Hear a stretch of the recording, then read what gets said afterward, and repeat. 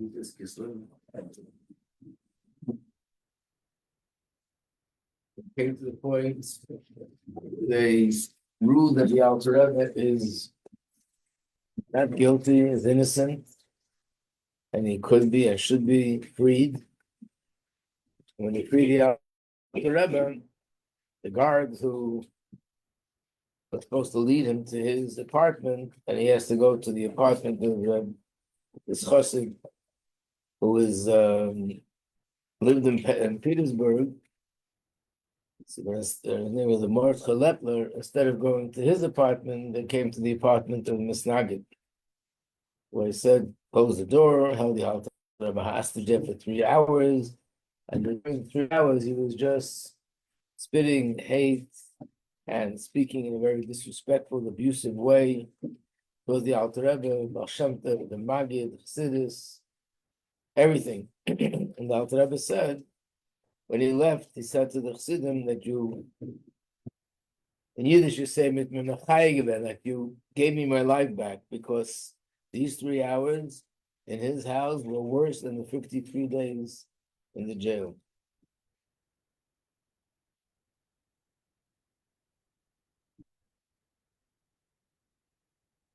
When the Alter Rebbe came out of jail, we're talking about the Alter Rebbe lived the jail was in Petersburg.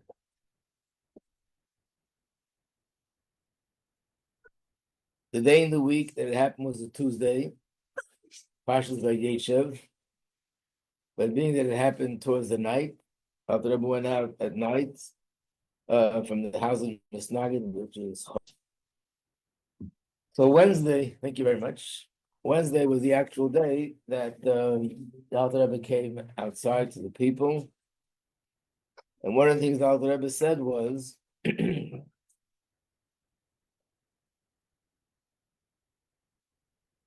there's a pasuk in Chumash where it says, it was Wednesday. Today is Wednesday, and the fourth day, the Eibishter created Ma'oris.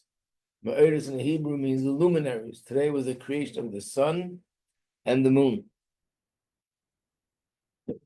So the Ramban says the way the word Ma'oris is spelled is that it's missing a letter. Really, there should have been a vav. Mem, aleph, vav, reish, saf, Ma'oris.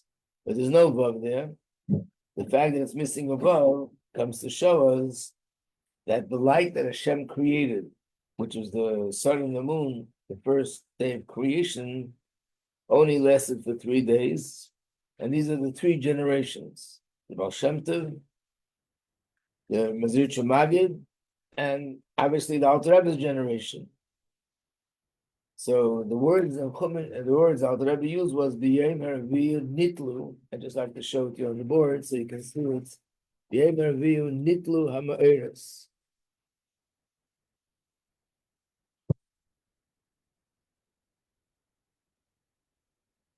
B'yom Haraviyu, on the 4th day, Nitlu, Nun, Tes, Lamed, Vav. Nitlu means they were hung up. The Eibishter hung up the luminaries. Then there's another way of spelling, reading the word is Nitlu, means they were taken away. No, the other way around. This means they were hung up, and this means they were taken away. The Alter Rebbe said, on the 4th day, the Ma'oros were taken away, is alluding to the Baal Shem Tov. The Baal Shem Tov was nostalgic on Wednesday. But this Wednesday, the Wednesday the Alter Rebbe went out of jail, we'll read it differently. B'yom Haraviyu Nitlu were hung up. The luminaries of Chassidus were sort of hung up because there was a time now where it was being threatened that it could not be able to continue anymore. But on this day, by going out of jail, it was hung up. I'm going to explain it a little bit more based on the fact that the Alter Rebbe's jail was not only because of what was going on down here, but because of what was going on up in Shamayim.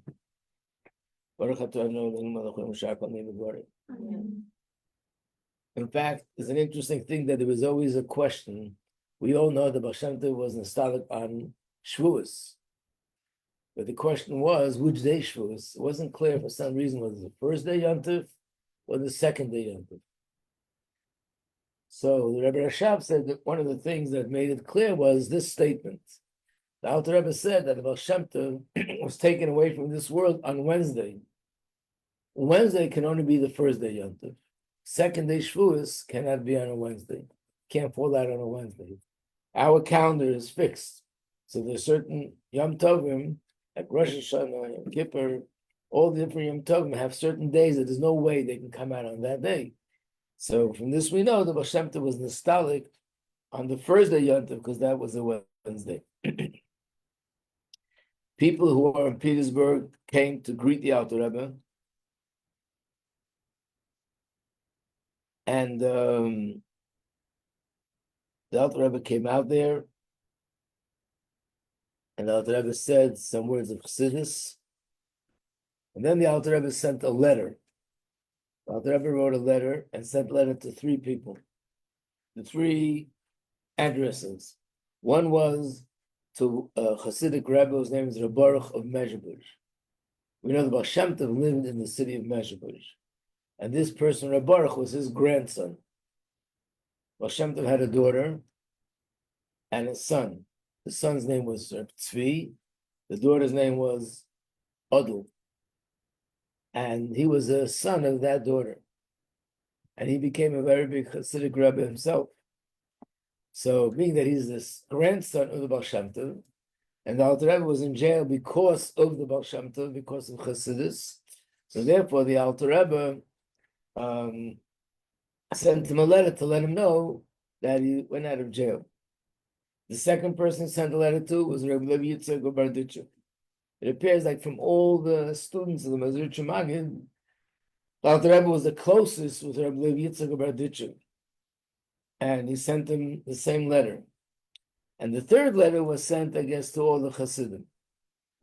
And what does it say there? It says in the letter that that Hashem showed his great wonders. I should have made a copy of it, but okay, I'll read it.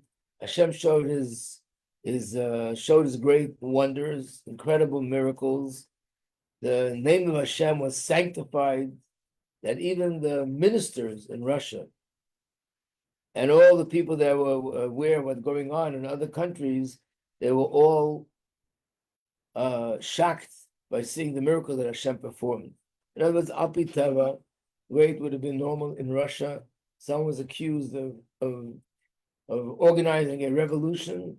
Someone was being accused that he's sending thousands of rubles to Turkey, and he's in the process of building some sort of an army to attack Russia and throw down the Tsar.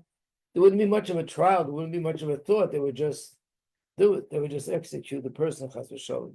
So here was a miracle. And not only that, but he asked many questions about Hasidus, about what is a Rebbe and what is a Chassid. And he answered all the questions to satisfactory. So this was, the Alter Rebbe said, such a miracle that even the non-Jews all were amazed at this great miracle that Hashem performed.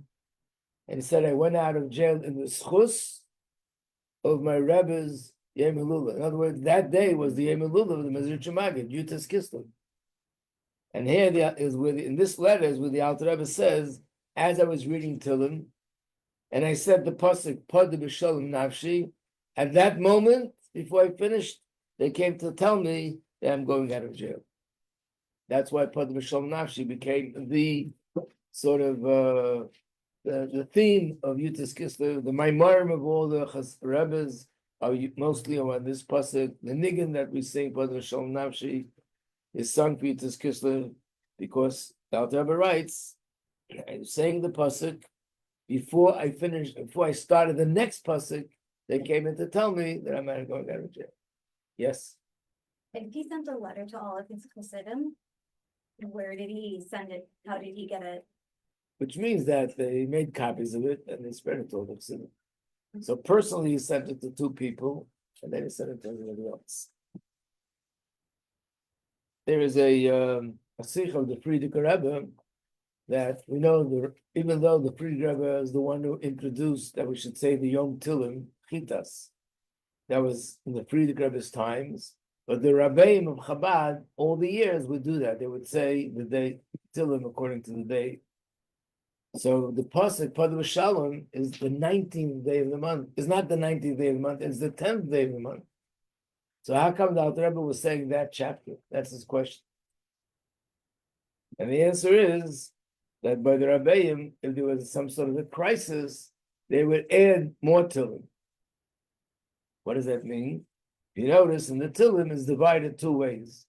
It's divided in 30 portions, corresponding to the 29, corresponding to the 29 days of the month. And it's also divided to 5 parts, which is called 5 Sforim. In other words, from chapter 1 until chapter 41, it's one Sefer, and then there's another Sefer. No. It's 5 Sforim. Then on top of that, there's 7 days. It's also divided into days. There's one part from chapter 1 till 29 and Sunday. Next part is Monday, Tuesday, Wednesday. So when the Rabbeim were in a crisis, they had to say extra Tillim, they would say the one that corresponds to the days of the week. And part of the Sholem Mavshi is in Tuesday. And that day was a Tuesday. That's why he was saying that pasuk. The Mittel Rebbe, the Rebbe once said, also had the same thing. But the Mittel Rebbe, he was let out of jail on the 10th day of the month. And that's the day that you say chapter 55, which is the 10th day of the month. And he also, as he was saying that pasuk, apparently that's when he was notified that he's going out of jail.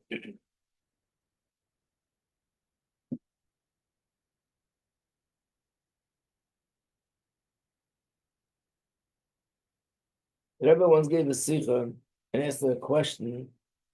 The Alter Rebbe is writing a letter to Rabbi Majeski, who was a spiritual giant. He just lived like all tzaddikim. They just, what interested them is spirituality.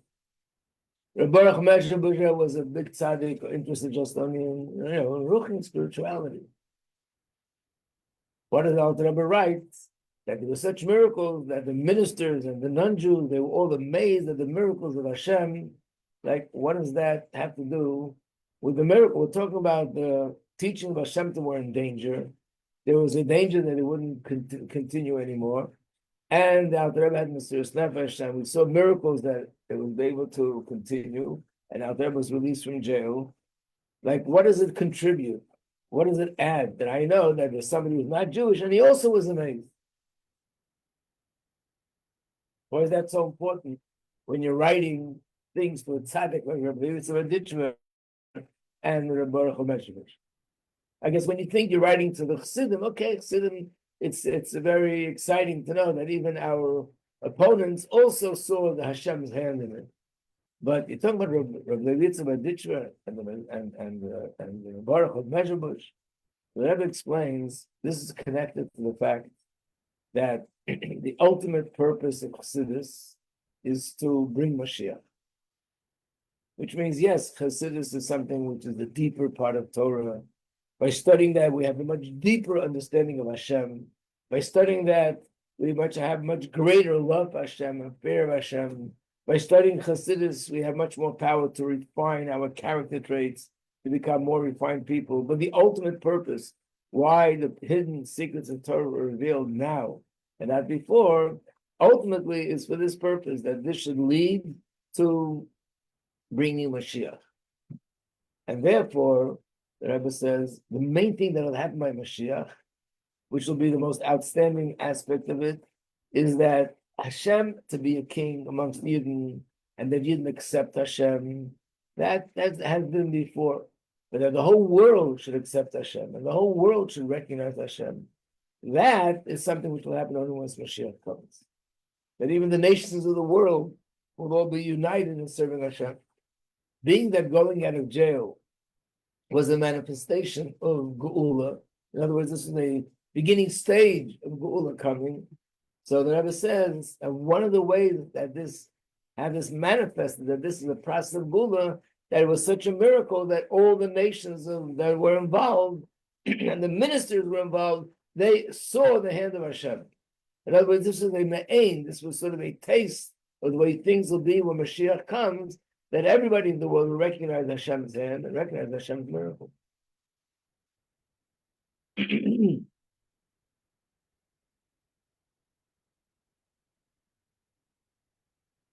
Follow that? Any questions?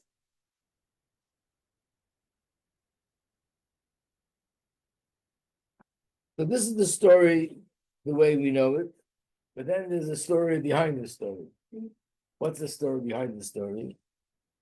That down here in this physical world, the reason why there was such opposition was because the Alter Rebbe was spreading Chassidus, and people did not understand what it's all about. So they were under the impression that this is against Torah, and therefore they thought that it's a mitzvah to sort of crush this movement and stop it. But the Alter Rebbe said what was happening down here was really a result of something going on up there in the heavenly courts. What was going on up there in the heavenly court? In the heavenly court, there was also a big debate. There were those, yes, or use the word angels, that were arguing that it's a good thing to spread Chassidus. But there was also the Satan who was arguing that it's not a good thing, it's not the right time, you're not allowed to reveal such secrets of Torah. And therefore, he was fighting with every possible way that this should be stopped and discontinued. And in the heavenly courts, his arguments were apparently being accepted. So being that up there was opposition to the Alter Rebbe revealing Chassidus, therefore down here there was opposition. So down here the opposition turned out to be from people that didn't understand it, and that was the explanation. That's true. But whatever happens down here is a manifestation of something going on up there. Up there they were against it. Up here they were opposing it. And that's why down here there was opposition. If that's the case, what does it mean?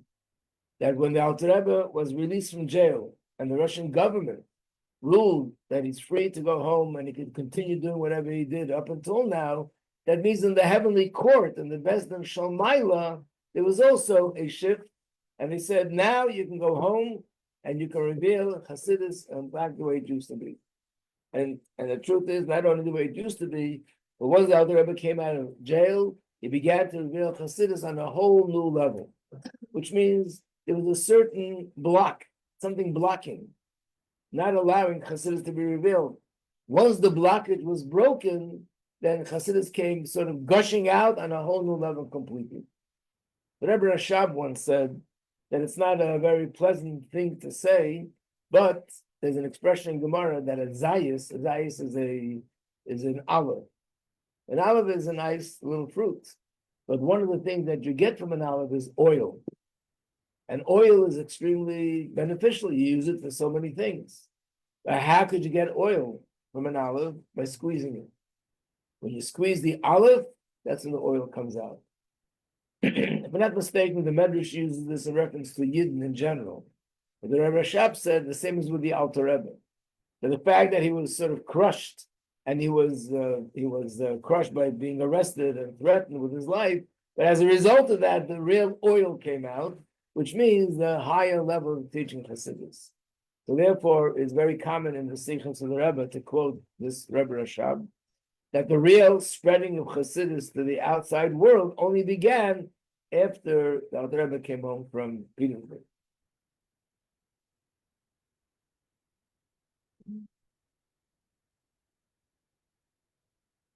So it's an interesting thing that, no, I'll wait for that a little bit later. Yes, somebody wanted to say something? Yeah. So, it might be a dumb question, but the Satan can go to the heavenly court and argue? Sure. What? He's allowed? That's his job, not only allowed, that's what he gets paid for. Okay. He's on the payroll for that purpose. Like Rosh Hashanah.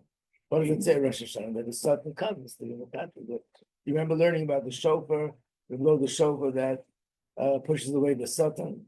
The Satan means an angel that Hashem created, that his function is to bring up prosecuting arguments against Yidden. That's his job. I've always imagined that on this world, but I guess that doesn't make sense. Okay. No.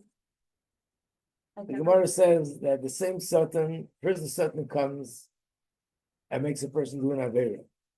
Then he goes upstairs to the heavenly court and gives a prosecuting order. So he did an Avera, he has to get punished. And then he's also the third angel that unfortunately takes away the person's life. He does all three. So when he knows when Mashiach comes, he's out of business. He's going to lose his job. He doesn't have job security. He's petrified. When Mashiach comes, he loses his job. So he's fighting to keep the business open. Well, what will happen to the Satan when Mashiach comes? I'm not worried about it. You just get him out of my way. That's all. Are we allowed to learn about the Satan? Yes. I mean, it's confusing because the word Satan is used a lot in Goyish writings and teachings. Yeah. Right. But the way the word Satan really comes from Torah, like everything else that they have. It's in the Torah. The word is actually found in certain places in Tanakh, the word Satan itself. But in Gemara, of course, it talks a lot about the Satan. But the big difference is, according to them, the Satan is sort of an angel that he's fighting with Hashem. You know, he has his own independent power. And they imagine there's some sort of war going on. Hashem wants one thing, the Satan is fighting it. Because when you look at things on the surface, the Satan comes and argues with Hashem as if he has some sort of an independent power, and they're fighting with each other. But according to Torah, it's no different than any other angel. The angel that brings fire, the angel that brings water, the angel that makes people healthy. Like we learn in Rashi and Chumash, there's an angel Raphael that brings healing. There's an angel Michael that brings water. There's an angel Gabriel that brings fire. But all these angels are really, it's all Hashem. So what are the angels? It's just channels through which Hashem functions. It's like saying, like we mentioned in class, that the king does something with his right hand, and he does some things with his left hand, and other things he just does by speaking. And some things he just has to look at and things happen. So it's still the same king, but he just uses different organs to do it. So Krayachal Hashem does everything. There's no such thing as an angel doing it. Why Hashem created the world?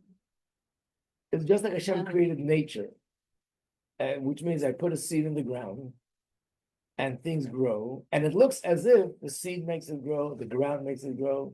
No, Hashem made it grow. But Hashem created a certain order that things should happen, that it appears as if this is the order, not that Hashem is sort of in charge. So the same thing is with the angels. Hashem created on a higher level the same idea. He created a system of how things happen. There's an angel for this and an angel for that, like a king will have a million ministers. And it's as if they have their own independent power. But in reality, it's all Hashem. So just like Hashem made things happen, and why does it rain? I remember I was once speaking to somebody who's a frum Jew, modern Orthodox, and we were talking about rain. He starts explaining to me with the clouds and how things happen, how it gets full of water and why it rains. And then I said, but the bottom line is, you know, Hashem makes it rain, and says, I know, but we have to be practical with it. You have to teach the children the reality. What's the reality? Science. So in other words, here's a person who believes in Hashem, but at the end of the day, it's because of this and this and that it rains, because the clouds and all sorts of scientific explanations. So that's exactly what Hashem wanted. He didn't want him to believe it, he wanted it to be happening in a way that it appears as if there's some sort of system responsible for things happening. So there's a system down here, and there's a system up there. The system down here is all the things we know. System up there are all the angels and everything else.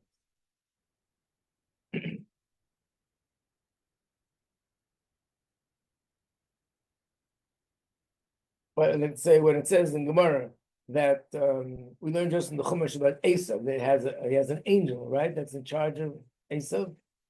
So when the Jews went to Galus in Babel, Galus Edom, rather with Rome, took them in Galus? Was it this king, this Roman emperor who was so strong he was able to destroy the Beis Hamikdash? No, it was the angel up there that made things happen. But why did the angel make things happen? Because Hashem organized that the angel should make it happen. So Hashem makes the angel do what he's doing. The angel makes this one doing what he's doing, and that's it.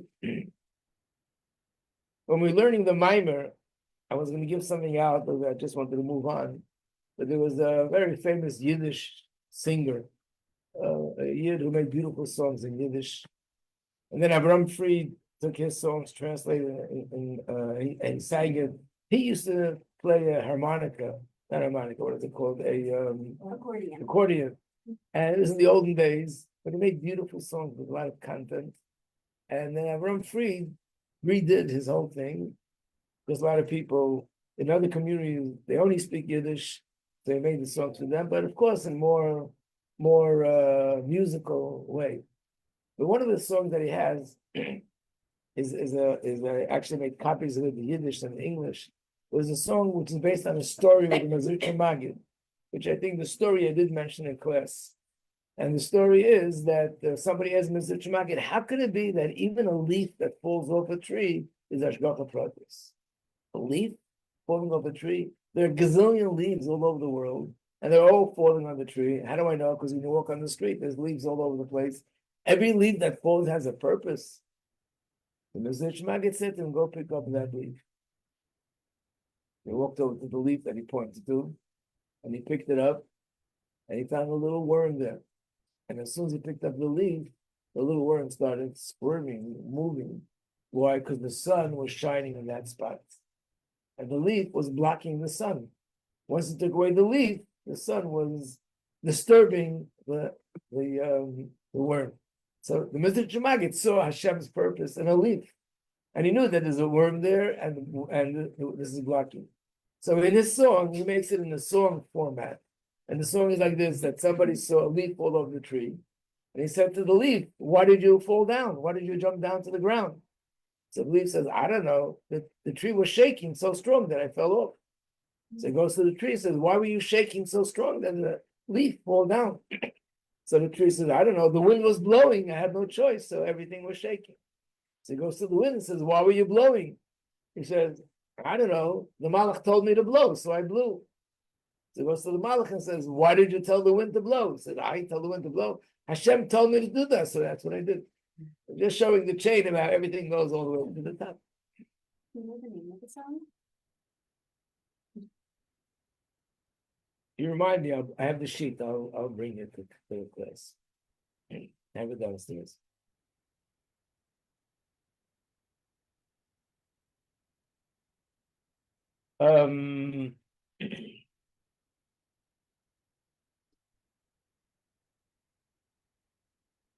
The only question is, why the Alter Rebbe? There were so many other Hasidic Rebbes that were revealing Hasidus. So if we say the reason is only because people down here were against the Alter Rebbe, so we explained that one of the days before, that the Alter Rebbe was the most proactive in spreading Hasidus. The Alter Rebbe printed the Tanya. That we can understand. So therefore, their arrows were aimed at the Alter Rebbe. But if we say that it was in the heavenly court, because they felt that it's revealing Hasidus, it's not really the time for it, it's too early for that, then why the Alter Rebbe? All the Rebbes who revealed Hasidus would be the same thing. So the answer is because the Alter Rebbe revealed Hasidus in a way like nobody else. You know that the Alter Rebbe was a student of the Maggid. The Maggid had 120 students. Each one was a great tzaddik and great Hasidic leader. And each one, after the Maggid's passing, began to teach Hasidus to his crowd. And each one is a little bit different. Again, they're all sort of from the same source, but they branched out in different ways. So one of them emphasized more serving Hashem with Nigunim, one emphasized more about serving Hashem with Simcha, one emphasized more about the davening, one emphasized more about the learning. Everyone is different. But the Alter Rebbe was different than all the other 119. In what way? In the way that the Alter Rebbe is what we know as Hasidus Chabad. All the other students of the Maggid were against the idea of studying Hasidus and learning it in depth and understanding it the way we understand Gemara, Halacha, where you learn in a minor with the mushal and explain all the details. Maybe tomorrow I'll bring a sheet from Sefer of the Baal Shem Tov. You'll see what it looks like. Short little things, 10 lines. That's the whole Chassidus. If you would ask a question to a chassid of another group, How many Svarim of Chassidus are there from Rabbi Levi Yitzchak of Berditchev? How many? One. How big is it? This. How many is of this other tzaddik? Also one, maybe two. There's a very famous Rebbe that almost everybody learns his Chassidus, and the sefer is called Noyam Elimelech. He's also a student of the Maggid Mezrich. The two brothers, Rabbi Melech and Rabbi Yitzchak. But it's one sefer, this thing, people learn it, small little sayings about this and this. How many Chassidus is there from Chabad? I always had a dream to make a room just to see every sefer that was printed by all the rabbis of Chabad. It's literally together, it would be a few hundred books. Talking about books, each one with how many pages. The Rebbe alone is the so many Maimorim and Sichos and letters.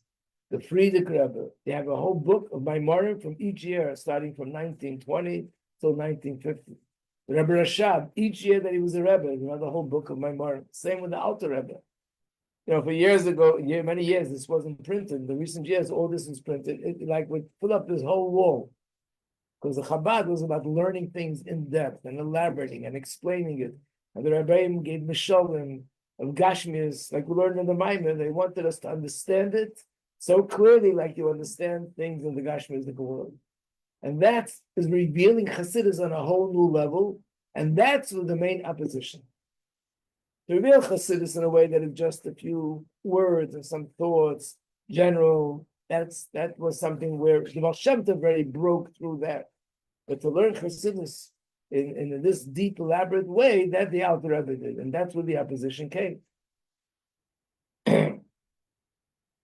So, in fact, the place where it came out the most was in the Sefer of Tanya.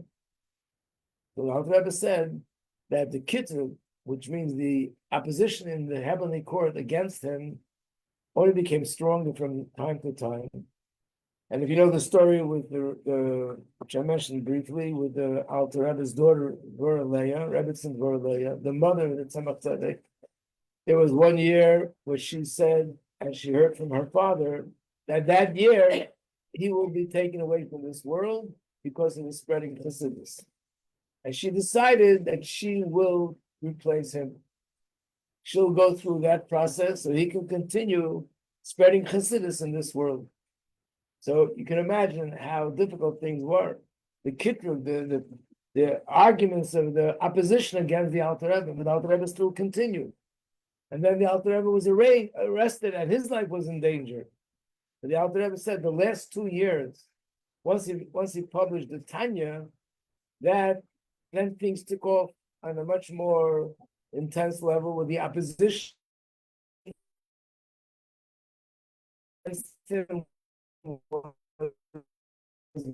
more than anything ever before. Because the Alter Rebbe stood strong and bend and didn't in any way give in, and he broke through this blockage and he was able to reveal. In fact, the Mitzvah Rebbe said that as Sparta told that the heavenly court paskin that now we could reveal Chassidus, and because he had Mesiras Nefesh for doing this, so for all of the future until Mashiach comes, whatever his students will undertake, they will be successful, which is what we see to this day. Now, one more thing about the Yud Tes Kislev. Remember, I told you that if the Alter Rebbe went out of jail, he was for 3 hours in this person's house. So the Chassidim said the following: 2 years earlier, the Alter Rebbe requested that they should print the Tanya. And I think I told you that story already, that it was based on the fact that they were able to prove black and white, very clear, without any doubt, that there were people who were taking the written copies, changing words, adding a letter or taking away a letter, and by doing that, distorting the meaning, that it should appear as if the Alter Rebbe is saying things against Torah. Once the Alter Rebbe saw that, he agreed to print it. But the Alter Rebbe said he's not going to agree to print it without the consent of 2 of his colleagues. One was Abzusha Anepalar, and one was another Rebbe called Yehuda Leib. And these 2 people lived in the city called Anapala, and he sent a delegation of Chassidim to bring them the manuscripts. They should look at it and say if they give their consent. They looked at it. The story goes that they lived in where they lived. There's a little bridge because there's water that goes through the middle of the town. So there's a bridge connecting two parts. One of them lived in one part of the city. The other one lived in the other part of the city. They were reading the manuscripts, and when one of them finished reading it, he got so excited he ran to the other tzaddik to tell him about it. The other tzaddik was also reading it. He got so excited he ran to tell him, and they both met on the bridge, and they started dancing, and everybody else dancing around them. That excitement. When they showed Rabbi Yitzchak the Tanya, he said, "Wow, such a big God in such a small book." So the Tanya was revealing things in a way that was never revealed before. So as a result of that, their consent is actually printed in the Tanya, and it's part of our chitas. You'll see the chitas on the first day, Yud Tes Kislev. It starts off. We're going to start with reading their consent that they gave. So after that, Alter Rebbe said he wants it printed, but it should be ready and printed by Yud Tes Kislev, by the Rebbe's Yom Hilul, the Rebbe's Yortzeh. Now, let's not forget that this was at the end of Elul. You look at the date and the consent, it was at the end of Elul. So they had Tishrei, Cheshvan, and half of Kislev, 2.5 months. This is before they had all the modern technology we have today. So things took much longer than they take today. Whose website did that? What? Whose website? Mazut Shemagid. Oh. So, and as time was going on, it didn't look like we were going to be ready on time. The Alter Rebbe kept asking, "Is it ready? Is it ready?" Finally, they came and they brought it. They worked as fast as they can and as hard as they can. And they had somebody take the quickest route to get to the Alter Rebbe, and they brought it to him on Chav Kislev, 1 day later. The Alter Rebbe looked at it and said, "Rabbis machshavis v'lev ish." People have different plans and different thoughts. But Hashem Yisarkom. When Hashem wants, ultimately that's the way it works out. And he gave a deep sigh and he said 3 times, Chav Kislev, Chav Kislev, Chav Kislev. And he said all the Chassidim were sort of shocked, like, what is such a terrible thing? Instead of being ready on Yud Tes Kislev, it was ready on Chav Kislev. He gave a sigh, he said Chav Kislev 3 times. Later, when the Alter Rebbe was in jail, and he went out, and then Chav Kislev, he spent 3 hours in the home of someone who was blaspheming Chassidus and the Rabbeim and the Rav Shem Tov and so on. And the Alter Rebbe said to him, it was worse than the 53 days in the jail. They understood that the printing of the Tanya had something to do with that. And that's what the Alter Rebbe said 3 times, Chav Kislev, Chav Kislev. But as a result of that, we have 2 days Yom Tov, Yud Tes Kislev and Chav Kislev.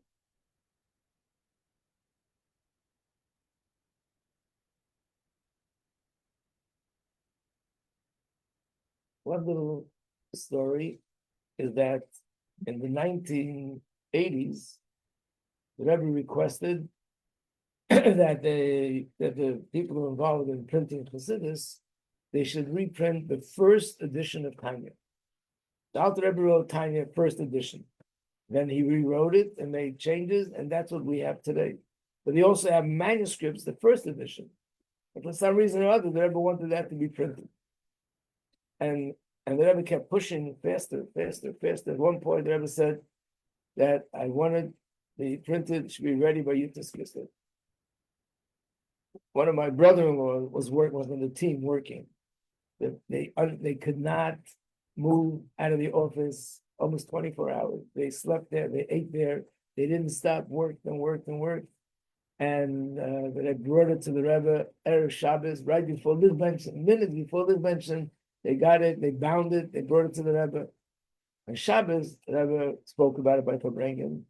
And he said that what happened, that it was done, was something miraculous. The Rebbe said that it was miraculous. That the way they were able to put it together so fast and to put it together good and beautiful and everything else is something which he is almost inconceivable. And the Rebbe thanked them, the Rebbe thanked their wives for tolerating the fact that they were gone for who knows how many weeks. but they put it together. And then the Rebbe said, and the fact that this is ready on time, Yud Tes Kislev, is a tikkun for the fact that then it was not ready for Yud Tes Kislev. They made up for it. Okay. To be continued tomorrow. And now we'll learn a sikh on Mashiach Gula. Give everybody 5 minutes break. And myself too. Yeah.